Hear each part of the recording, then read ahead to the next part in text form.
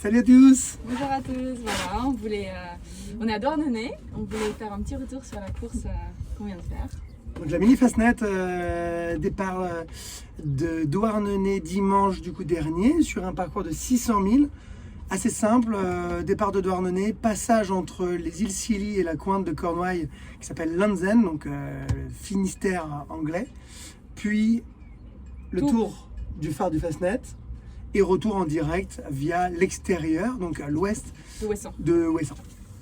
Voilà, donc on est parti dimanche dernier. C'est une course qui s'est courue dans peu de vent. Voilà, donc le record de l'épreuve c'est 3 jours et demi et nous on en a mis 7. Oui, mais 3 jours et demi, pas sur cette édition. Hein. Oui, c'est ça. Donc ça c'était le record de lenteur de toute l'histoire, c'était je sais plus la 30e ou 40e édition de la course. Et c'était la plus lente pour des problèmes de vent, essentiellement. Voilà. Et donc ça fait partie de nos difficultés en fait. Donc nous, notre bateau, comme vous savez, il était dessiné pour aller très très vite en volant. Mais du coup, on a quand même besoin d'un petit peu de vent quoi, pour pouvoir décoller. Donc on a dessiné un bateau qui serait plus rapide que les autres dans toutes les conditions, sauf auprès dans de la molle. Oui, parce qu'en fait, quand on fabrique un bateau, on doit mettre les curseurs. Donc quand on conçoit un bateau, il faut choisir où est-ce qu'on met les curseurs. Et on ne peut pas être meilleur partout, il faut forcément faire des concessions sur certaines choses. L'objectif de ce bateau, c'était de faire le moins de concessions possible, d'avoir un bateau volant. Mais forcément, un bateau volant, c'est un bateau qui est un peu plus lourd que les autres à cause du poids des foils et de l'ajout des structures qui est beaucoup plus chargé. Et on a fait une carène comme ça qui fonctionne quand même bien à basse vitesse et dans le petit temps. Mais on a refusé de rajouter encore du poids pour mettre des dérives qui nous aideraient à faire du coup du prêt à basse vitesse. Et malheureusement, c'est ce qu'on a eu pendant les 7 jours de la course, du prêt. Voilà, statistiquement, on ne pensait pas que c'était possible de faire 7 jours avec quasi uniquement cette direction et force du vent, mais clairement c'était le cas. Donc disons qu'on n'est pas parti avantagé sur cette course, plutôt au contraire. Donc c'est ce qu'on a vu, c'est-à-dire que sur toutes les lignes droites, on était plus lent que les autres. Le côté positif de ça, c'est qu'on a quand même réussi à faire un score pas trop mal. On était presque tout le temps dans le top 10, donc des protos bien sûr, ce qui est vraiment bien considérant qu'ils allaient tous au moins un nœud plus vite que nous. Non, pas forcément un nœud, mais en tout cas en termes d'angle et de vitesse, c'était toujours un petit peu plus rapide et quelques degrés plus haut. Donc c'est très frustrant à vivre sur le bateau parce qu'en fait on est toujours en difficulté à se comparer aux autres parce qu'on a le système qui s'appelle l'AIS, donc c'est une comparaison de nos performances avec tout ce qu'on reçoit par le rayon de VHF. Ça c'était pas facile. Hein. Voilà, ça c'était très dur de voir qu'ils étaient plus rapides plus haut. C'était difficile, mais en tout cas on a quand même réussi à s'en sortir parce que je pense qu'on a fait une très bonne stratégie au final. Ouais. On était vraiment dessus, donc on a pris toutes les bonnes bascules. Enfin, autant qu'on a pu quoi. Donc je pense qu'à chaque fois qu'il y avait une zone de transition ou une bascule, on s'est plutôt bien débrouillé, on est revenu devant, on a rattrapé grâce à ça. Donc ça c'est le gros positif de la course, c'est qu'on a vraiment travaillé ça quoi. Et puis on voit quand même que notre déficit n'est pas si insurmontable que ça. C'est c'est pas si énorme que ça.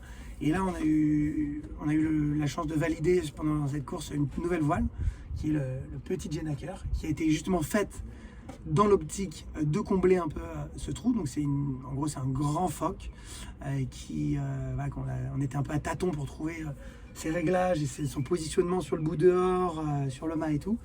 On n'a pas encore fini d'ailleurs cette recherche puisqu'on a été utilisé quasiment tout le temps, donc on n'a pas pu trop la faller et faire nos petits réglages, même si on en a fait quelques-uns. Ouais.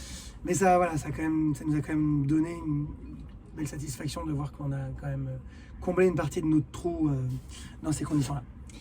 Voilà, et puis si on revient un petit peu chronologiquement sur ce qui s'est passé sur cette course, alors on a pris un départ plutôt pas mal. Ouais. Au comité, on s'est bien débrouillé quoi. Je pense qu'on était vraiment dessus sur la ligne. Il y a eu un rappel général, donc tout le monde avait vraiment envie de partir. Ouais. Tout le monde se battait pour avoir la place et c'était très important d'attaquer, donc on a bien fait. Voilà, ça on a pris un bon départ, on est parti comme on pouvait, c'était pas mal. Tout allait bien. La première difficulté qu'on a rencontrée, c'était après avoir enroulé Parquette, donc une des premières marques de parcours. À peu près quoi, 5 heures à peu près dans notre course? Ouais, à environ 20 heures. À ce moment-là, on a eu un refus de tribord, donc un autre bateau. Vous savez, c'est comme dans la voile, c'est comme en voiture, il y a des règles de priorité, notamment quand on a le vent qui vient de droite. À ce moment-là, on est tribord à mur et on est prioritaire. Et en gros, on doit toujours, comme sur une voiture, laisser la priorité à droite. Exactement. Et là, il y a un bateau qui nous a pas laissé la priorité et malheureusement nous a percuté. Donc là, ça nous a fait un petit trou dans l'étrave qu'on vous montrera tout à l'heure. On l'a réparé comme on pouvait. Et c'était pas de chance parce qu'en plus on a vraiment passé notre temps à regarder sous le vent. Parce que dans ces conditions, on est tous responsables de notre trajectoire et d'éviter les collisions, sauf qu'il y avait vraiment beaucoup de gens. Et là on venait de changer. C'était en fait au moment du changement de carte, donc on est en train de discuter sur notre stratégie, ce qu'on voulait faire et tout. Et pendant quelques minutes, on n'était pas en train de regarder, surtout qu'on était prioritaire. Même pas quoi, ça a duré peut-être 1 minute quoi. Et voilà, ils nous ont percutés malheureusement. Et c'était juste au moment où en plus je disais tiens je vais aller voir sous le vent, ça fait un peu longtemps que j'ai pas vu, donc je me lève et juste à ce moment-là, boum, gros crash. Les voisins nous ont entendus. Super, ouais. Donc, là les bateaux ont viré de bord, ils se sont tapés heureusement à l'étrave, ce qui a dissipé une partie du choc en rotation. Voilà, donc c'était dans ce qu'on appelle la crash box. Donc comme sur une voiture, en fait les bateaux ils sont faits pour s'écraser devant, pour absorber l'impact au cas d'un crash. Et éviter de couler. Éviter de couler. Et en fait c'est une zone qui est complètement fermée, donc si cette zone-là prend l'eau, et c'est pas grave, ça n'influence pas le reste de la vie du bateau quoi. Donc nous on avait pas un très gros trou, un petit trou. Ce qu'on a fait c'est qu'on a quand même décidé de continuer, donc on a mis un patch d'Insignia, donc c'est ce qu'on utilise normalement pour réparer nos voiles, mais qui est imperméable, qu'on a collé avec du Sika juste pour que l'eau ne rentre pas, pour continuer la course. Ça on a pu le faire la deuxième jour quand il y avait moins de vent, parce que quand c'est mouillé il y a un qui colle. Voilà, avant on était tout le temps en train de pomper pour sortir l'eau quoi. Voilà. Donc on a un bon système de pompe qui est là sur le côté là, avec une manivelle et ça c'est bien parce que comme le bateau prend un peu l'eau avec ses foils, on a un bon système d'assèchement du navire. Donc on a pu le vérifier qu'on pouvait assécher tout le navire. Ça c'était vachement bien. Ouais, ça c'est sûr. Donc ça c'était la première chose. Notre foil est rentré dans le bateau de l'autre au passage. Ouais, à travers le bordé. Voilà, ça a coupé un trou. Enfin, ça a découpé quand même avec mon couteau. Donc l'autre bateau a dû abandonner, ils sont rentrés. Nous du coup on va faire un scan du foil demain pour voir s'il est en forme ou pas quoi. On saura tout de suite ce qu'il en est. On a un petit doute en fait, il y a un petit crack sur le bord de fuite qui a pas l'air trop méchant. Il y a un autre crack qui fait un peu moins envie sur le haut du foil. Et donc comme on ne veut pas prendre de risque, on l'emmène se faire un check ultrason, donc c'est comme une échographie. Ouais. Dans tous les cas, là au retour, j'ai bien sûr protesté contre l'autre bateau. On a gagné entièrement le protest. Donc c'est l'assurance de l'autre qui prendra tout en charge. Donc il n'y a pas de souci à se faire là-dessus. Et puis on a Kylian qui est toujours avec nous. Donc Kylian c'est toujours notre incroyable bodybuilder qui nous a fabriqué le bateau, qui est là et qui était là au ponton et qui va nous réparer l'étrave dans un temps record. Et le foil pour être au départ de la prochaine course. Voilà, quoi, voilà. On fait tout pour mettre en œuvre. Normalement ça s'est pas réellement mis en cause sauf s'il y a un gros problème structurel sur le foil, mais dans ce cas on navire avec un foil en moins et puis c'est pas très grave. Voilà, exactement. Donc voilà, du coup... mais ça nous a quand même mis un bon choc, un bon coup au moral, parce que c'est un début de course qui rêvait quoi. Surtout que c'était 10 minutes avant que la brume tombe. Voilà, donc après, deuxième difficulté, on rentre dans le four, donc c'est un passage où il y a énormément de courant, très étroit avec énormément de courant, donc assez difficile à gérer. Et là il y a une brume très épaisse qui est arrivée. On voyait à 50 mètres de nous au maximum quoi. C'était incroyablement difficile. Mais bon, là on s'en est peut-être pas trop mal sorti. Donc on a continué la nuit jusqu'à Lanzen. On est arrivé le lendemain midi. Là, j'ai vu un point de vent. Ouais. En fait globalement il n'y a jamais eu de vent, mais il y a des moments où il n'y avait vraiment pas de vent. Et il y a des moments où il y avait un tout petit peu de vent. Donc on est arrivé justement... Puis là on a subi quand même jusqu'à Lanzen. On n'a pas encore regardé la cartographie et analysé notre trace. Mais là, globalement, on était moins rapide, moins à l'aise que les autres et le vent a été, je pense, un peu plus favorable que les autres. Et donc, on a appris qu'on arrivait avec 30 000 de retard à Lanzen. Voilà, donc un gros choc aussi, très difficile. Alors, donc, en arrivant là-bas, en plus, le courant s'est inversé, donc nouvelle difficulté. Ouais. Bon, on a quand même... Là, on essaie de pas faire demi-tour. Ouais, sans mouiller. L'objectif était de réussir à rester sur place sans mouiller le bateau. Parce qu'il y en a pas mal qui ont jeté l'ancre. Parce que comme le courant était plus fort que le vent, ça veut dire que ceux qui jetaient pas l'ancre, ils reculaient. On a réussi à s'en sortir, à continuer à avancer un petit peu, plutôt pas mal. Après ça, on est arrivé dans une zone où c'est devenu assez difficile, donc entre l'Angleterre et l'Irlande, parce que la météo n'était pas du tout claire et personne ne savait où aller, nos routages n'étaient plus à jour. Donc, en fait, on le savait avant le départ que les modèles météo étaient juste jusqu'à l'arrivée en Angleterre, mais qu'après tous les modèles météo, donc il y en avait 5 ou 6 ou 7, donnaient tous des situations très différentes et divergentes. Donc on savait que là, ça allait être la foire à neuneux. Voilà, donc là on était avec notre baromètre et en train de regarder les nuages, quoi, en train de réfléchir à où est-ce qu'il peut y avoir du vent ou pas. Utiliser le moindre petit souffle et c'est pas facile du tout là. Donc il y a eu plusieurs options, il y en a qui sont partis plein nord, il y en a qui sont partis à l'ouest, plein ouest. Nous on a essayé de faire quelque chose d'assez conservateur pour pas prendre trop de risques. Donc on est resté un peu entre les deux quoi, proche de la route directe. je pense que c'était pas mal. On a fait combien 14 virements, je crois. Ouais. En fait, il y avait très peu de vent et chaque petit souffle était du coup dans une direction très différente. Il y avait des rotations de 90 degrés. Et donc nous, on a décidé comme on savait pas trop ce qui se passait, que c'était en gros. On virait à chaque petit changement de vent. Donc dès qu'il y avait un souffle qui n'allait pas dans le bon sens, boum, on virait de bord et on gagnait quelques mètres. Et là, je pense qu'on a pas mal rattrapé. On a gagné, je crois, 8000 sur cette petite option au milieu, donc en étant vraiment dessus à ce moment-là. Ouais. Donc dans ces cas-là, on est tous les deux là, alerte, pendant tout le temps qu'il faut. Donc ça c'est très physique, hein, parce que ça veut dire qu'on est tous les deux en train de surveiller tout le temps, de virer dès qu'on peut.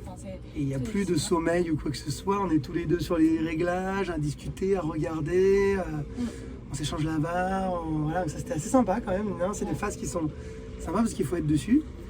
Et voilà. Et ensuite on est arrivé en Irlande, et là on a eu pas de chance. On peut vraiment dire ça, c'est-à-dire qu'on avait pas mal rattrapé là sur l'arrivée vers le Fastnet. On n'était plus qu'à une vingtaine de milles je crois du premier, une quinzaine de milles, enfin bon on avait pas mal rattrapé, je sais pas, faut qu'on regarde exactement la carte. En fait on sait pas, parce qu'on n'avait pas d'infos avant, on il n'y avait pas de téléphone. On était avec un petit groupe quoi. On était devant le petit groupe même. Ouais, on était devant ce petit groupe. Et là, on a voulu virer Patatras. très proche de la côte, c'était notre plan stratégique, et d'un coup, on est passé de 5 nœuds à 1 nœud. Comme ça, c'est un peu dégonflé quoi, la vitesse. Et en fait, on ne comprenait pas ce qui s'est passé parce que c'était pas un impact fort, donc on n'a pas tapé quelque chose de dur. Et pourtant, on était bloqué, on s'est arrêté quoi, d'un coup. Et donc on commence à regarder, c'était nuit noire, on voyait rien. Et le bateau n'est pas de manœuvrant, du coup, impossible de le garder face au vent, de virer de bord, de. On s'en faire ce qu'il veut quoi. Et du coup, finalement, on a réussi à voir que on a tout affalé, on a fait une marche arrière tant bien que mal. Et puis on a trouvé un matelas sous le bateau.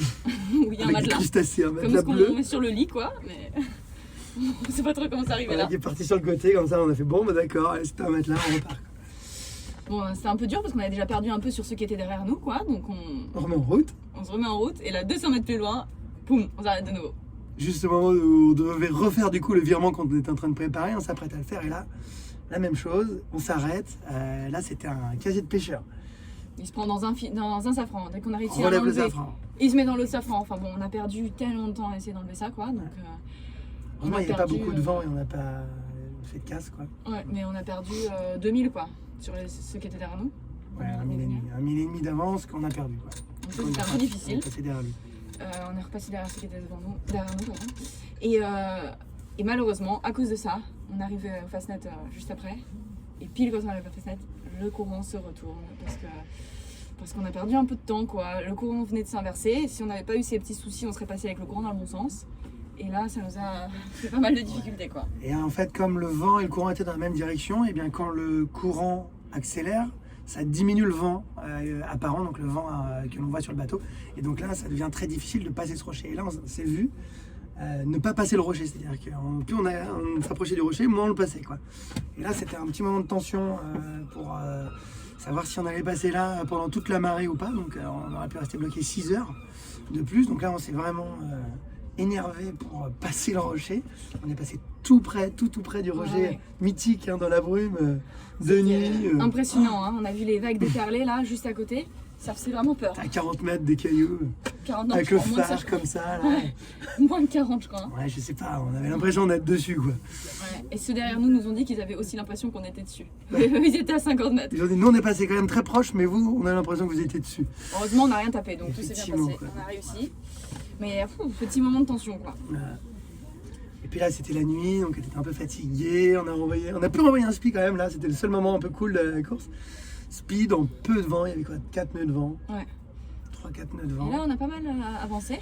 On a passé le DST, du coup le dispositif de séparation de trafic qui c'est une zone interdite quoi. Voilà. C'est une zone interdite. Le carré rouge que vous voyez juste au sud du rocher. Voilà, c'est des zones où il ne faut pas aller parce qu'il y a des trafics de gros bateaux quoi. Non, c'est là que les cargos passent. Et en fait, nous, notre option, c'était de partir à l'ouest. On voulait partir à l'ouest, donc plein sud directement. Mais il y avait tellement de courant qu'on n'était pas capable en fait de passer, de tenir cette option parce qu'on se serait fait embarquer dedans.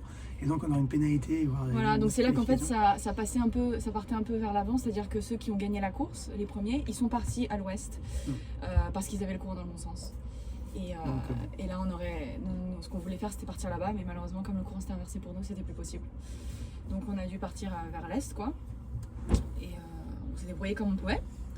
Mais Et là c'était sympa, on s'est retrouvés bord à bord avec du coup Julien qui était juste derrière nous. 1069. Voilà, et là c'était rigolo parce que... Match race dans un nœud de vent. Donc là il y a les deux filles qui se sont réveillées parce que chacun, enfin lui était aussi avec une équipière, elle son équipière est une fille, et du coup c'était les hommes qui étaient au bateau et elles se sont tous les deux réveillés en étant en mode match race à quelques mètres les uns des autres, avec les spions changer les voiles comme ça, c'était la guerre. C'est assez ludique parce qu'il y avait un nœud de vent, donc ça servait absolument à rien ce qu'ils faisaient. Et puis il y avait... C'était dans l'immensité.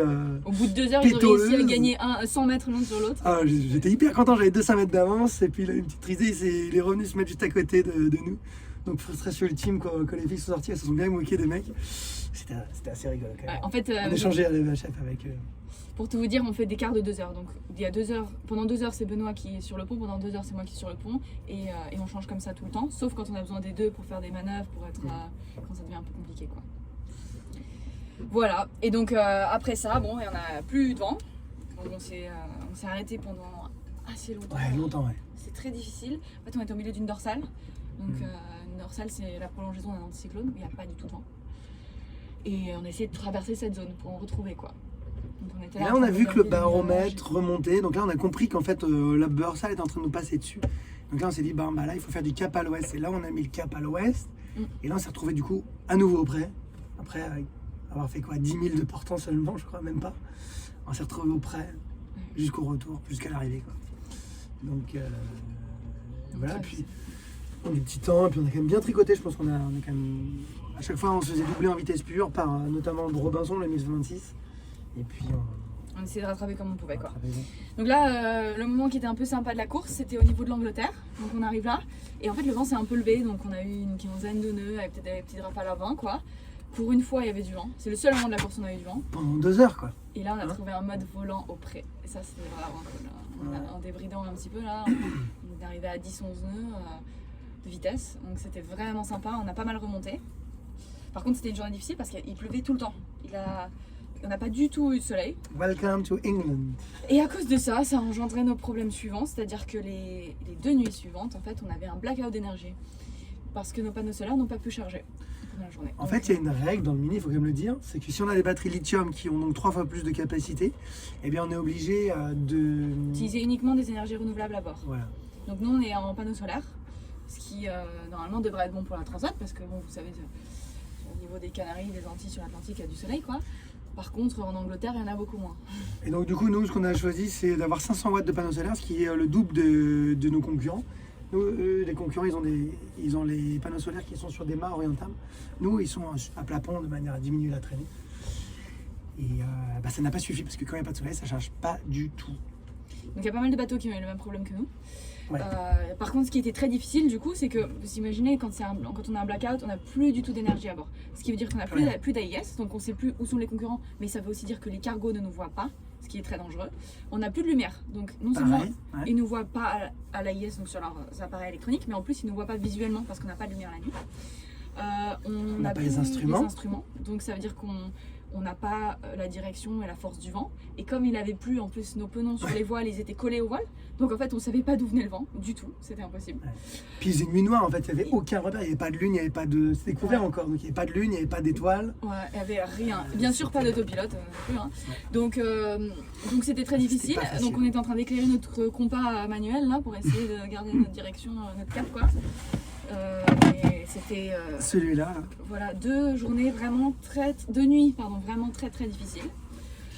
On a fait comme on pouvait, je pense qu'on est sorti quand même pas trop mal. En fait, la première nuit, on a fait cap à l'ouest. Et dans la journée, ouais, c'était cap à l'ouest. Là, on a pris une option. On a vu aussi qu'il y avait. On a entendu un pêcheur qui a donné.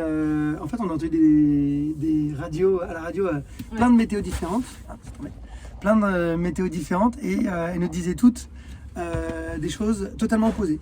Donc, un coup, c'était à l'est, un coup, c'était à l'ouest, un coup, c'était du sud-est. Enfin, bon, bref.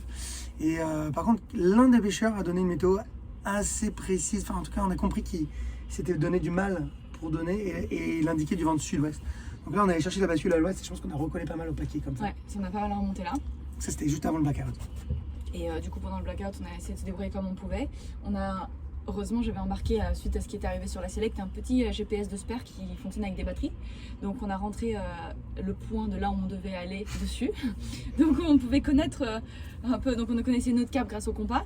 Et puis on savait le cap où on devait aller grâce à ce petit appareil, quoi. Mais c'est rudimentaire et pas vraiment fait pour ce genre d'expérience, quoi. Donc c'était difficile, mais bon, on s'en est plutôt bien sorti. On a pris ça comme un challenge. C'était chouette, en fait. Voilà. Et là, le jour est arrivé. Ouais. Donc on arrive au niveau du DST de Ouessant, le jour. Donc attends, déjà il y a eu une petite bouée là, une bouée la raconne. Ah ouais. Et du coup, on a essayé de caper, mais le courant était plutôt favorable pour ceux précédents qui ont réussi à passer en un bord. Mais même Marie, elle n'a pas pu le faire en un bord, donc on a dû contreborder là, de manière à passer la bouée. Là, on a réussi à doubler notre concurrent qui nous avait repassé, parce que lui, il avait oublié la bouée, on lui a dit « Eh oh, t'as oublié !» Du coup, il est repassé derrière, quoi. Voilà. Donc ça, c'était pas mal. Et là, grand coup magistral de Caroline, le DST de Ouessant, enfin l'île de Ouessant. Là, j'étais en train de faire ma sieste et je sors, et là, elle me dit « Benoît, il y a tous les bateaux qui sont en train de se faire aspirer sous Ouessant. » Du coup, on a réussi à les passer comme ça, quoi. C'est-à-dire que moi, j'ai essayé d'être le plus proche du vent possible. Ralentir pour pas se faire aspirer, quoi. Exactement, donc je préférais favoriser le cap à la vitesse. Et en fait, les bateaux devant nous se sont tous fait aspirer derrière l'île parce qu'il y avait très peu de vent et beaucoup de courant. Donc ils ont pas mal perdu là-dessus. Nous, on a réussi à en dépasser quelques-uns. Il y a quand même le groupe qui était avec nous qui était plus à droite et donc qui s'est fait vraiment encore moins aspirer que nous parce que moi je luttais contre le courant. Ouais. Eux ils l'ont pas trop ressenti ce courant. Donc c'est comme ça qu'ils ont réussi à nous doubler. C'était comme sur un tapis roulant de l'autre côté, quoi. Donc ils sont passés devant. Et des gros gains là. Ouais. Bien calculé ça, quoi. C'est comme ça qu'ils sont passés devant nous et qu'ils ont un petit enseignement sur le fait que. Il faut vraiment prendre en compte les courants, quoi. Voire plus parce qu'on l'a pris en compte, mais ouais, je pense que ça c'est quelque chose que. C'est plus important qu'on pensait. Quand il y a vraiment pas de vent, surtout. En fait, surtout quand il n'y a pas de vent, parce qu'à ce moment-là, on ne peut pas lutter, quoi. On se fait aspirer. Donc voilà, et puis nuit suivante est arrivée, nouveau blackout, pas d'énergie. Donc, parce qu'en fait, ça a chargé pendant la journée, et là, du coup, on a vérifié, et la batterie nous indiquait 100% de batterie. Du coup, on s'est dit, génial, on va pouvoir utiliser ça, le problème est réglé, il suffisait juste d'avoir un peu de soleil. On n'avait pas eu la veille. En fait, le truc, c'est que notre appareil était mal calibré, et il disait 100%, alors qu'en réalité, il n'était pas monté à 100%. Il y a un petit décalage, donc il s'éteint à 73% au lieu de s'éteindre à 0. Donc là, donc on va le recalibrer. On va le recalibrer maintenant. Donc c'est pour ça qu'on s'est fait un peu avoir et qu'on a eu un deuxième blackout le lendemain, quoi. Voilà. Et là, la deuxième nuit, c'était très compliqué parce qu'en fait, il y avait très peu de vent, énormément d'algues, énormément de courant. On était tout le temps en train de faire marche arrière pour enlever les algues. J'ai dû plonger pour enlever celles que je n'arrivais pas à enlever comme ça, quoi. Donc c'était très difficile et la nouveau blackout. Voilà. Et sans instrument, du coup, celle-là, c'était compliqué dans la baie de Douarnenez. Dans 0 nœud de vent. 0 nœud de vent. On ne savait pas où allaient nos concurrents, on ne voyait rien. Ils ont tous trouvé un petit chemin avec un filet de vent au sud de la baie. Nous, on était plutôt au nord. En ouest, quoi. Nous, on a préféré traverser pour ne pas se faire aspirer par la marée, hein, donc avec les enseignements de la journée. Ouais. Et en fait, je ne sais pas comment ils ont passé. Je pense qu'il y avait plus de vent au sud, finalement. Ouais. Voilà, ils ont dû avoir un système météo différent, on n'a pas encore analysé, mais ouais, donc là on va faire ça cet après-midi. On va analyser. On s'est fait beaucoup doubler là, sur cette partie-là. C'est là, je pense qu'on a le plus perdu parce qu'en arrivant dans la baie, on était 7e, je crois, faudrait qu'on regarde. Enfin, on était pas mal. Et là, on a perdu les places qu'on a perdues, quoi. Et puis le plus difficile au final, c'est resté le passage de la ligne d'arrivée. Arrivé à 150 mètres, on s'est arrêté. Complètement tombé. Complètement. Et là, on a mis 1h30 pour faire ces 150 mètres qui nous restaient. Et on avait même vu un bateau de 2004 nous passer comme ça à 0,1 nœud. Parce qu'il a trouvé une petite risée qui est passé de l'autre côté de la ligne. Donc un peu de frustration à l'arrivée. Surtout avec deux nuits blanches dans les pattes, c'était pas forcément évident. Après, si on prend un peu de recul, là, après avoir dormi 12 heures, il y a quand même énormément de bons. On a réglé nos problèmes, on a réussi à ne pas abandonner avec un trou dans le bateau. On a trouvé des nouveaux problèmes qu'on va régler aussi. Voilà. Un autre petit problème, c'est tout bête, mais c'est que la VHF, on n'arrivait pas à avoir les canaux météo parce qu'apparemment elle serait calibrée en mode USA. On ne savait pas qu'il y avait ça au lieu d'être en mode Europe. Et donc on n'avait pas accès aux canaux météo en Irlande et en Angleterre. Donc on essayait de les joindre, mais en fait on était incapable de les joindre parce qu'on n'avait pas accès à ces canaux. Et on comprenait pas pourquoi, et on a appris à l'aéroport qu'en fait on a juste branché sur USA au lieu d'Europe. Donc voilà, c'est bien parce qu'on a appris toutes ces choses, hein, donc beaucoup d'enseignements. On a beaucoup progressé, je pense, aussi dans notre vitesse auprès. notre utilisation du bateau, avec encore une fois pas de dérive. Donc on a, voilà, ce qu'on voit, c'est que notre déficit, en fait, il est totalement surmontable. Et par contre, ce qu'on a vu aussi, c'est que voilà, dès qu'il y en a un tout petit peu plus de vent, le bateau est largement supérieur. Donc il ne faut pas s'affoler et tirer trop de conclusions sur la comète. Il faut continuer humblement notre chemin de parcours, notre parcours de préparation à la seule course qui compte, qui est la Mini Transat. Et là-dessus, Caro, je peux vous témoigner qu'elle a fait un énorme pas en avant, et je pense qu'on est hyper fiers de toi parce que voilà, c'est un bateau qui est terrifiant, faut le dire, hein. Quand il vole, il est extrêmement impressionnant, y compris pour moi qui suis quand même très expérimenté sur les bateaux qui vont très très vite. Donc voilà, et puis là aujourd'hui, c'est Caro, c'est elle le maître à bord, et elle fait ça super bien, et elle résout ses trucs, ses problèmes les uns après les autres, et ça c'est vachement bien. Donc on est dans la courbe de progression, il nous reste 3 mois.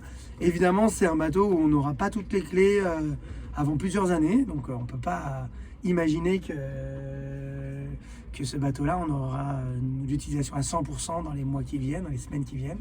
Ça va mettre plusieurs années, et c'est ça qui est excitant aussi.